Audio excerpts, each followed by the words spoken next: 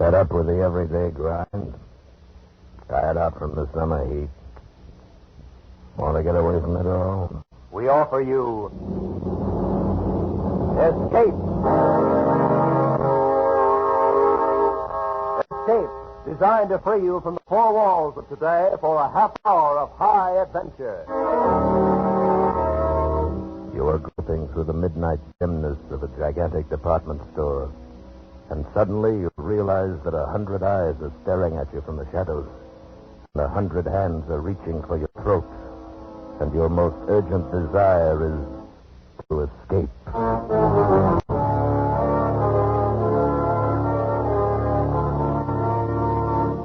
Tonight, we escape to a fantastic world of night dwellers, as John Collier imagines it in his eerie story, Evening Primrose.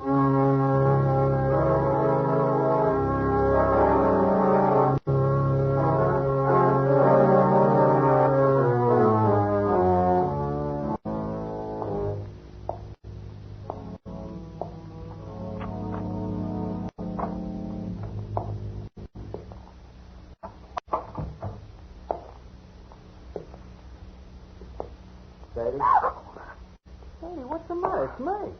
Oh, you nearly scared me to death. What do you mean come in so quiet? Well, I don't mean to scare you. I thought you'd be asleep. I didn't want to wake you. Oh, Sam, I'm so glad you're home. Hey, what's the matter? Oh, it's terrible. You got to do something, Sam. What's terrible? It's this. Just look at this. What's terrible about that? Looks like an ordinary pad of paper to me. Yeah, that's just it. That's just what I thought.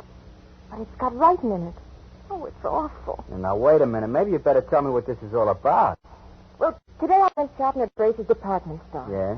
I needed some writing paper, so I picked this up. It was on top of the pile. So I bought it and I brought it home. But tonight, when I opened it, I found it's got writing in it. Well, that's nothing so terrible. Just take it back tomorrow and make him give you a new one. Yeah, you don't understand. It's what's written in it that's so terrible. What do you mean, what's written in it? Here, you got to read it. Oh, Sadie. No, right now, I'll read it. Look, Sadie, I'm tired. I've been bowling all evening. Sam, please, just read it. But for Pete's sake... Sam. Oh, all right. October 18th. Today, I made my decision. I decided to say goodbye to the world. To get out, leave, break away. And I have done it. Ah, Sadie. Go on, read. And now I am free. Really free. Yes, I am free at last.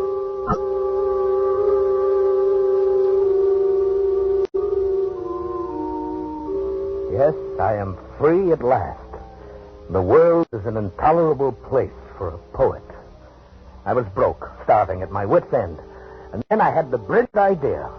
I'd escape to a place where I'd had no need to earn a living, where I could write to my heart's content in peace and security. And where is this place?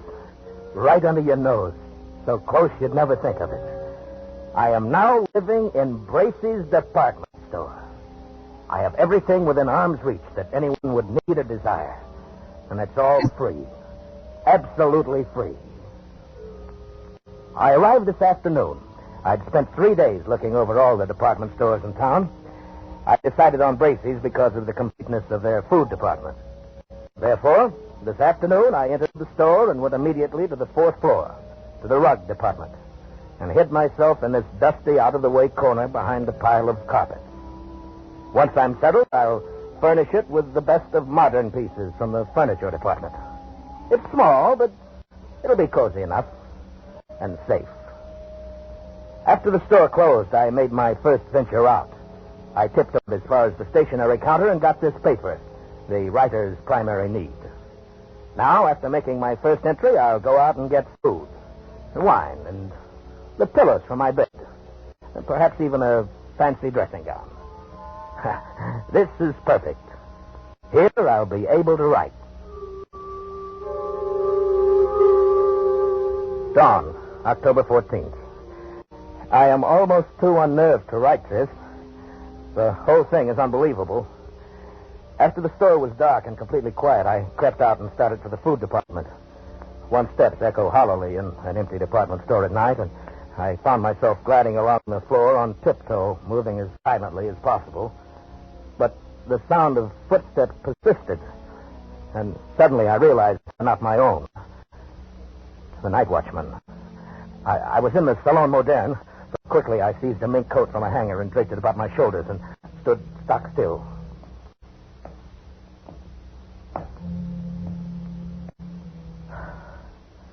I could have reached out and touched him, but he passed without so much as a glance.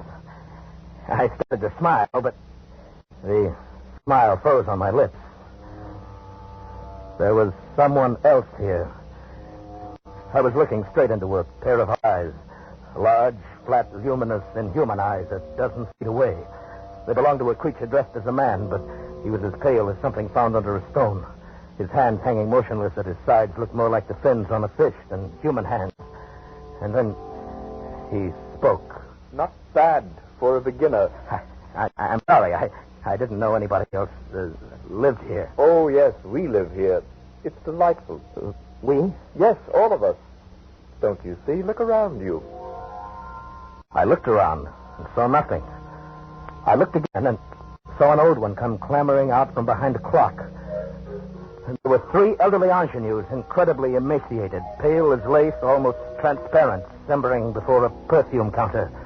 And a chintzy lady swam out from the curtains and the drapes. Then they came swarming thick around me.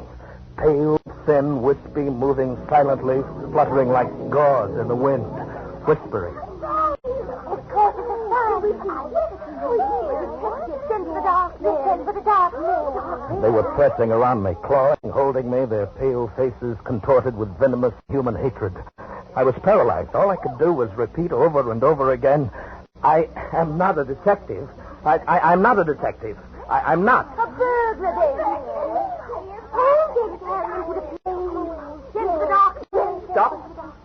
Let him speak. I am not a detective or a burglar.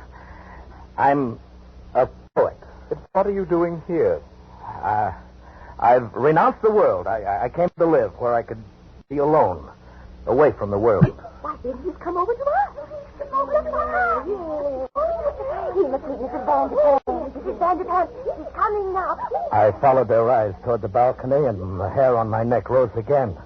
There, coming down the wall, like an ancient spider, clambered an old lady, wrinkled and crackled and emaciated. She must have been at least 80, her shadowy matriarch.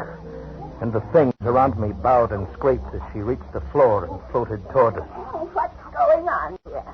Where is that stupid girl? What's keeping her? Oh, Mrs. Vanderpump. Well, what is it? Who's this, Mr. Roscoe? Mrs. Vanderpump, may I present Mr. Huh? Oh, Snell. Charles Snell. Yes, Mr. Snell. He's a poet. He has come here to live. Oh, he has he? That's what he says. And I believe him. Well... He avoided the night watchman quite neatly. For a beginner. Thank you. Very well. We shall see. A poet should find inspiration here. Mr. Snell, Mrs. Vanderpump is our grand old lady. Oh? I am quite the oldest inhabitant here, Mr. Snell. 3 mergers and a complete rebuilding. But they didn't get rid of me. Oh, where is Ella? Where is my broth? She's bringing in Mrs. Vanderpump. It will come. Terrible little creature. She's our foundling, Mr. Snell. She's not quite our sort. Oh? Is that so? I have been here, Mr. Snell, ever since the terrible times of the 80s. I was a young girl then, a beauty, they said. I'm sure. And poor Papa lost his money. Braces meant a lot to a young girl in those days. So when I wasn't able to have a charge account, I came here to live. That's better than a charge account. I was quite alarmed when others began to come after the crash of 1907. Oh, but it was the dear judge, the hello. colonel, Mrs. How do you do? Bilby. How are you? Mrs. Bilby writes plays. Oh? And comes of an old Philadelphia family. You'll find us quite nice here, Mr. Snell. I'm sure I will. And, of course, our dear young people came in 1929. Their poor papas jumped from skyscrapers. They couldn't bear to be without charge accounts either. But you mean all these nice people live here? Oh, and many more. You shall meet them all later. Oh, here comes Ella with my broth. Come here, you stupid thing. Mrs. Vanderpant is waiting, Ella. Yes, ma'am. Yes, sir. I'm coming as fast as I can. Oh, here. On the table over there, Ella. Now be careful, don't spill it. Oh, but she's young. Well, of course she is a little younger than most of us. She's different. She's beautiful. That's right, old fellow. She's really not our sort. Oh, you shouldn't say such things. She can hear you. Oh, that doesn't matter. Mrs. Bilby, please. Mr. Snell, you will understand these things better after you've been here for a while. But it seems to me Mr. that... Snell, we have certain rules here. They are necessary for our survival. I'm sure you won't find it hard to observe them. Well, yes, but I should advise you that you try. If you do not, it would be most unfortunate, Mr. Snell. Most unfortunate for you.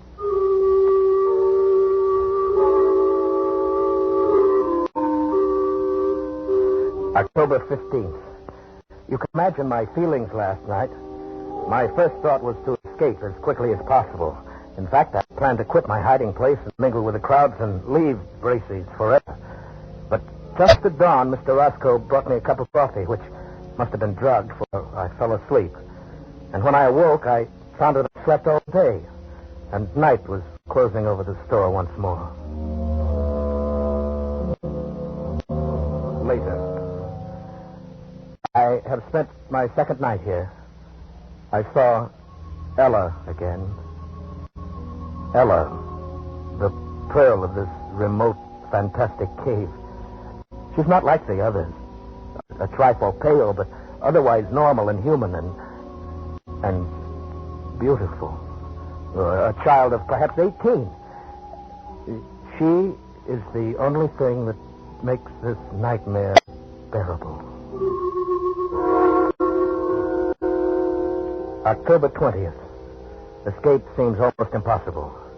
There is a very effective burglar alarm system, and the doors are all carefully guarded. But that is nothing compared to the dark men. Who are the dark men? I don't know, but the inhabitants here threaten any transgressor with these dark men. I shall try to discover who they are. I'm sure I'm watched, though they've begun to trust me now. Speaking to the night watchman would be suicide.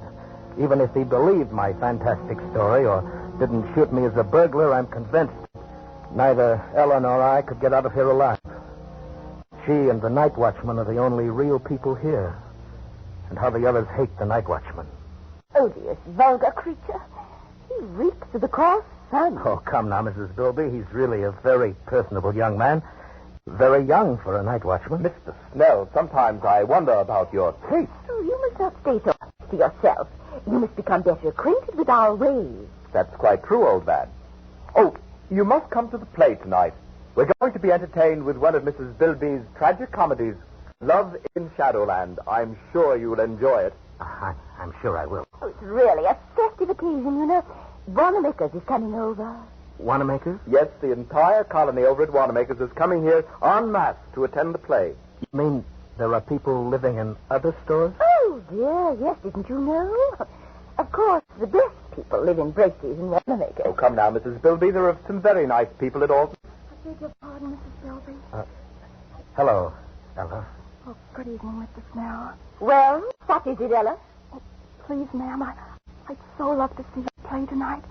Do I have your permission? Certainly not. You know better than you stupid creature. You know where you belong. In the basement by the garbage can. But Mrs. Bilby... Mr. Snell. Ella, you're becoming entirely too forward of late. I advise you to watch your steps. Remember the dark men. Oh, no. Please, Mr. Roscoe. I'll be good. I promise I will. Oh, no, please don't send for the dark man. I'm sorry, Mrs. Bilby. Excuse me. Ella, come back. Charles, you forget yourself. Let her go. But how can you treat her like that?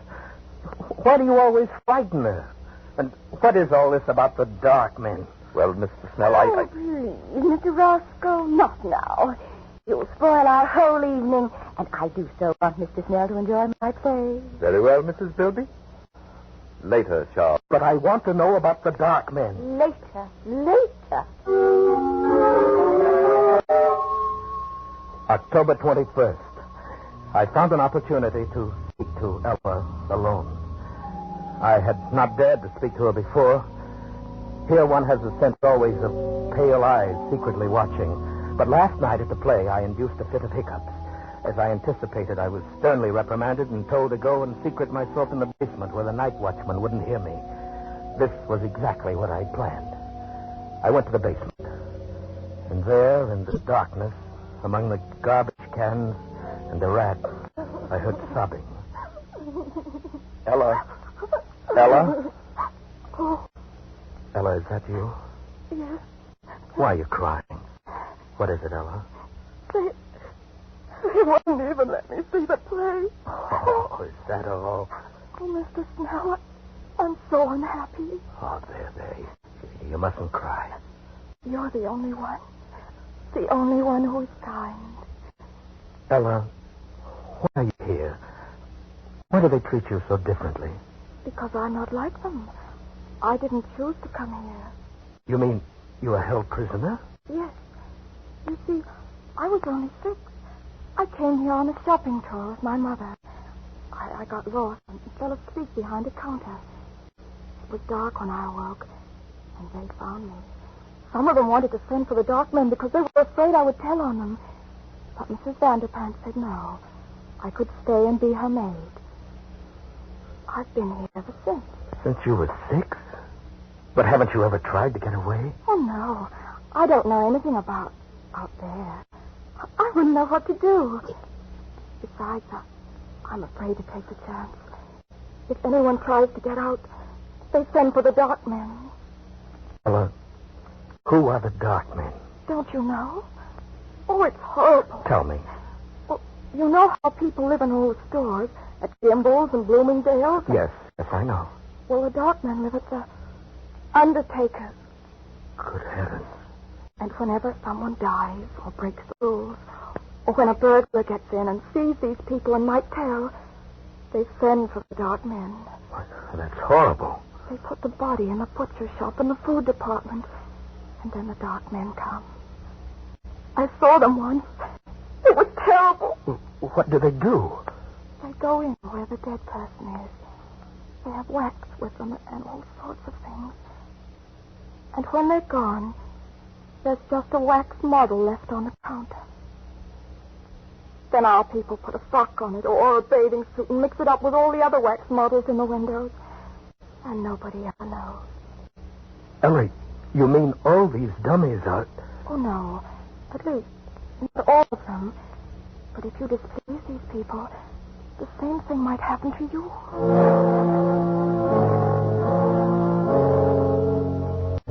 October 30th. I've not kept up my journal. Writing has been out of the question. Once more, I'm frozen with terror. Not for myself now, for Ella. They hate her.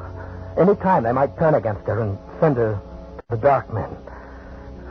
My mind is filled with her. I dream of her every day. I live to see her at night. We've managed it several times. They trust me now and let me roam about without interference. And finally tonight I met her again and said it. Ella, I love you. Charles? I love you, Ella. Let's get married or whatever they do here, and then we can live together in my home in the carpet department. They wouldn't dare hurt you then. Charles? Oh, don't look so dismayed. If you like, we'll go away from here. Maybe we can get transferred to Bergdorf Goodman, overlooking Central Park. Don't, Charles, don't. You must. Oh, but I love you. Ella, you're not in love with someone else. Oh, Charles. Yes, I am. But who? I thought you hated them all.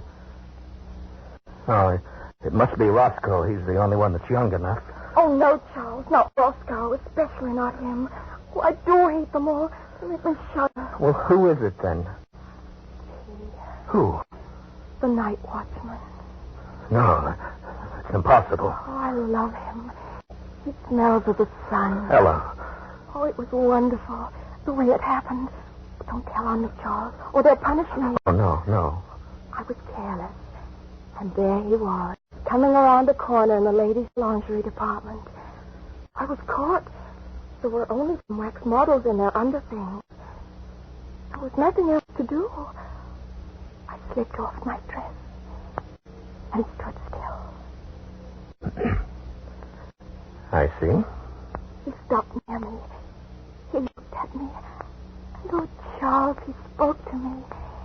He said, "Say, honey, I wish they made them like you on 8th Avenue." Oh, Charles, wasn't that a lovely thing to say? Personally, I should have said Park Avenue. Oh, Charles, don't get like these people here. It doesn't matter what avenue, Charles. It was just a lovely thing to say. But what can you do about him, Ella? He belongs to another world. Yes, to 8th Avenue, and I want to go there. Charles, are you really my friend? Oh, yes, of course I am. Then I'll tell you. I'm going to stand there again in the lingerie department so he'll see me. And then? Perhaps you'll speak to me again. Oh, Ella, you're only torturing yourself. Oh, no, because this time I shall answer him, and he'll take me away. Take you away? Oh, no, Ella. I couldn't bear that. You don't love him. You only think you do because you think he'll take you out of here. But you don't know that he will. And I will, Ella. I've made up my mind. No, Charles. I couldn't let you do it. Even if I loved you, you couldn't do it, Charles. Why not? Because you really belong here. You've become one of them now. Ella, you mustn't say that. It's true. And, Charles. What? I've got to go. There's someone watching us. I feel it. Wait, Ella. Goodbye, Charles. No, Ella, come back. Ella? Please, old fellow, you'll arouse the night watchman. Roscoe. Yes? Love can be very upsetting, can't it? You heard? Just the last moment or so. Very touching. I was rather surprised. And yet it's understandable. I've been attracted to Ella myself. We're still young, you know. And so she loves another. Too bad, old fellow. Who could it be? Could it be that I am the cause of your heartbreak? You flatter yourself too much, Roscoe. Then who? The old judge? Certainly not. The colonel? Hardly. None of those. Not one of the customers. The staff? She loves the night watchman. Can you imagine that? She loves the night... Oh. Roscoe, I shouldn't have said that. It's not true. At least I don't think it's true. You wouldn't... You said you loved her, too. You wouldn't do anything... Tell anybody. This is a secret between us, between friends, isn't it? Of course, old man. As secret as the grave. She's young. Perhaps he'll leave and she'll forget him. In time, who knows? Perhaps she will learn to love you or me. Of course, in time. And we'll figure a way to keep her safe here. Absolutely safe. Now, don't you worry about it. Well, it's almost dawn. Time for bed. Good morning, Charles.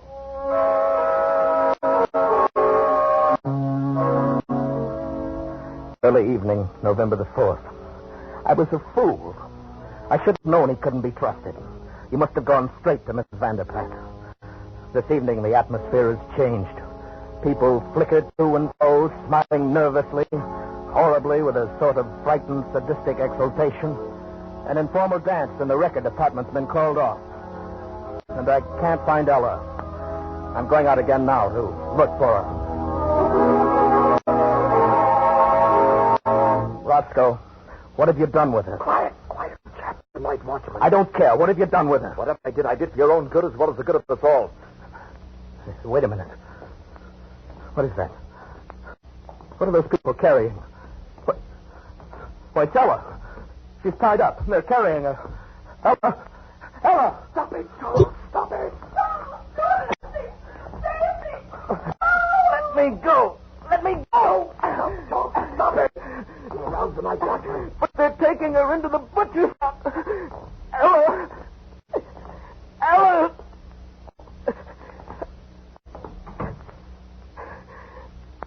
Ella! Yes, Charles. Those are the dark men.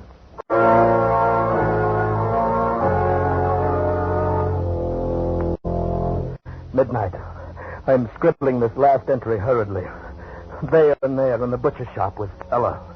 The dark man. There's only one thing to do. I'm going to find the night watchman and tell him. He and I will save her if we can. And if we're overpowered, well, I will leave this pad on the stationery counter. Tomorrow, if I live, I will recover it. If I do not, whoever finds this and reads it, look in the windows. Look for 3 new wax dummies. 2 men, one rather sensitive looking, and a girl. She has blonde hair, blue eyes, and her nose turns up a little. Look for it. And then find them. Smoke them out.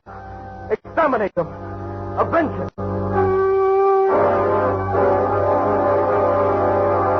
Find them, smoke them out, exterminate them, avenge it. Sam, isn't it horrible? We gotta do something. Tell somebody something. Oh, Sam, what'll we do? Do? Nothing, go to bed. But Sam... Whoever wrote this has sure got a weird sense of humor, Harry. Probably some clerk down at Bracey's ought to be fired. You mean it's just a story? Are you kidding? You don't believe this stuff, do you? Well, I don't know. I just thought... Forget it, baby. Snap out of it. I shouldn't leave you alone.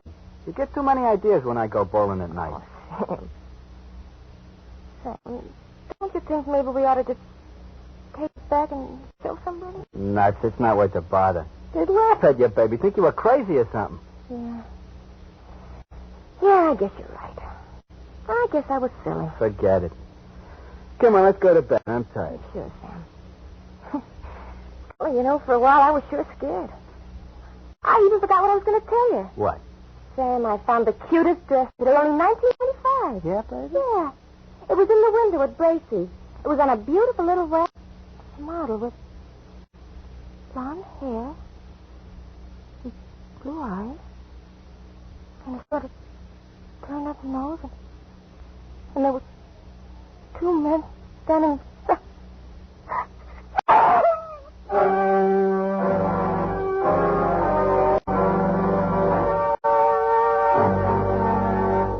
Escape is produced and directed by Norman MacDonald. Tonight, we have brought you Evening Primrose by John Collier, adapted for radio by John Dunkel.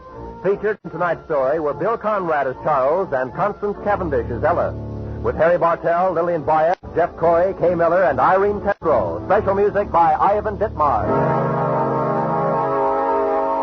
Next week.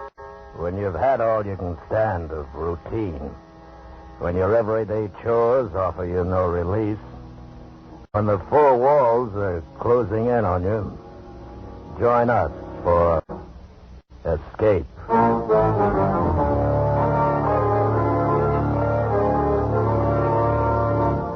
Next week, we escape with another great story by one of the world's outstanding authors. Good night, then, until this same time next week, when once again we offer you Escape.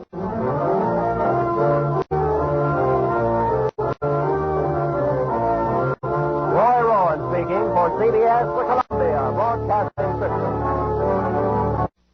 Spooky Ventures is the home for spooky content and spooky merchandise on the web. Check it out today at spookyventures.com. And remember, always keep it spooky.